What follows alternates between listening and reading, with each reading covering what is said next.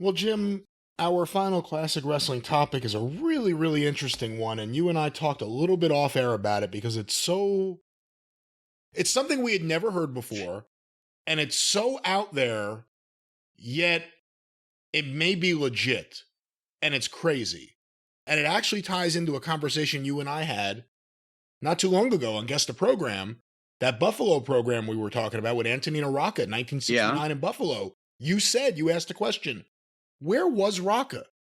There are periods of time where no one knows where Rocca was.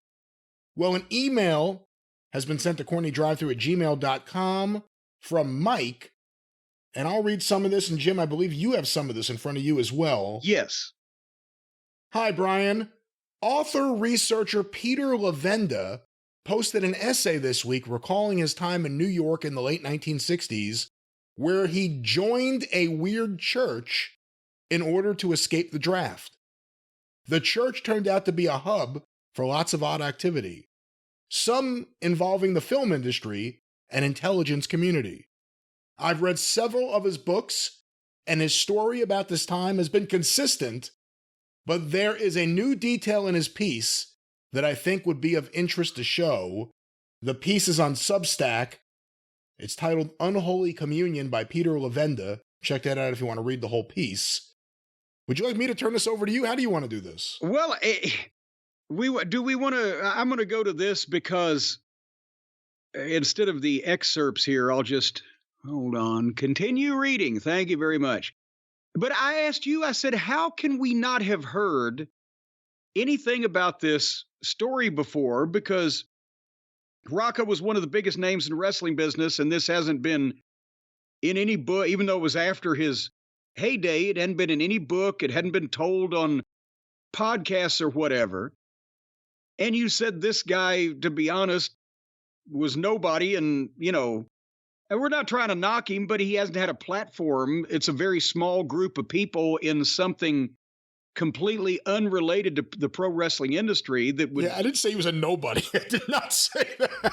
Well, you said nobody knows really who this guy is in our world, and it wasn't a big circle of people that was involved in this, so it's just now maybe coming to light. But apparently, as you go down this article, that the guy talks about the church that he had belonged and that he was going to was a front for anti-communist activities and American intelligence agents of some status, and that he intended a meeting at the Brotherhood Synagogue, I'm reading this, in New York City with Rabbi Alan Block, William Prasky, Andre Panaccio, and Antonino Rocca.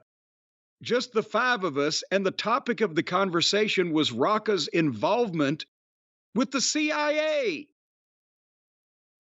And apparently this church was a very pro-Israel place based in Greenwich Village, well known for its Greenwich Village,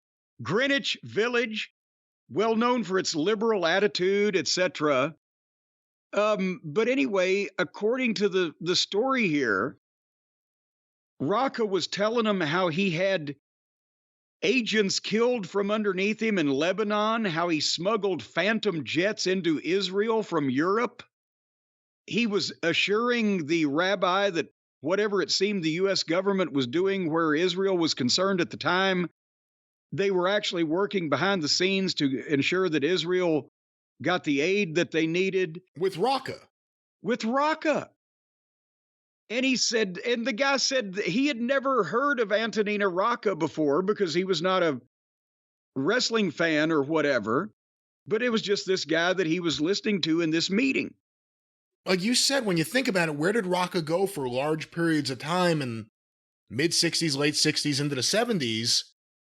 I didn't have an answer for you. And usually you kind of know where everyone goes, unless they just completely disappear. He didn't. He was still around, came back to be a commentator with Vince McMahon. But here he is in New York, so you could place him there, of course. Rocca was big in New York. He may have had an apartment in New York. And he's at this meeting saying that he's been helping smuggle jets for the CIA. And like you said, it says here, Panaccio, to go back to him, had contacts throughout the entertainment industry and among other Italian-American personalities, of which Antonino Rocca was one. Born in Italy, Rocca moved to Argentina before World War II broke out and became a soccer and rugby player before becoming a professional wrestler and moving to the United States. So there's nothing they're saying that seems and down here wrong. further, it says he was a world traveler, fluent in several languages, including Italian and Spanish, as well as English, which that is true, because that's why he had the appeal to both the Hispanic and the Italian audiences in New York. That's what made him so big. And he died in 1977. Remember, the first reports were that he was 49 years old? Yeah, that's right. Because that was the story that was told when he came to the United States and to Texas in 1949 or 48, that he was like a 21-year-old sensation. But then other stories came out that he was 55 years old in 1977, which would have made him, old enough to serve in World War II, which is probably another thing he was trying to cover up. If he was old enough, why didn't he? Maybe he did something else. We don't fucking know. But there was never any certainty as how, and some people thought he was older because he, obviously died at a young age anyway. But and retired from wrestling, or at least for the most part, at an even younger age, early 40s at best, when he had been the biggest star in the business. So a lot of, and there are other things in this article. This Panaccio had a non-speaking role in The Godfather. It says here, too, about the funeral. In order to avoid congressional limits on aid to Israel, the jets were sold to a third party in Luxembourg. They were crated up, according to Rocca, and assembled in Luxembourg, after which they were flown to Israel. This seems like a lot of detail to me. He also insisted that he had 2 men that worked with him as agents killed in Lebanon by Palestinian spies. It was all very cloak and dagger, of course, and could have been put down to bragging, but that still does not explain what we were all doing there that morning.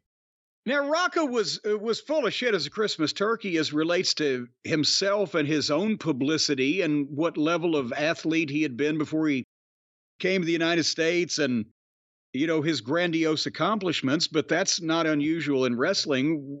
Both of these things could potentially be true.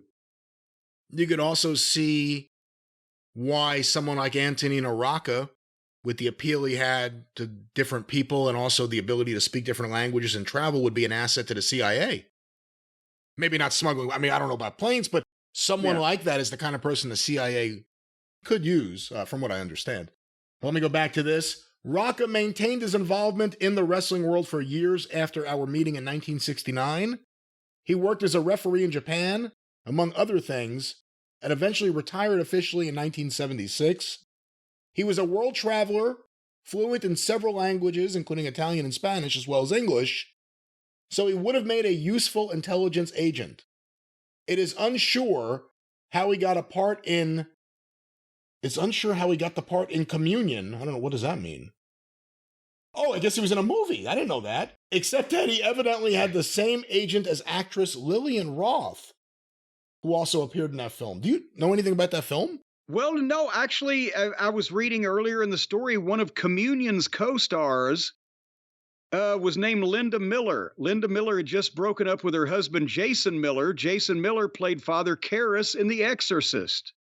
That Jason Miller. And Linda Miller is the daughter of Jackie Gleason.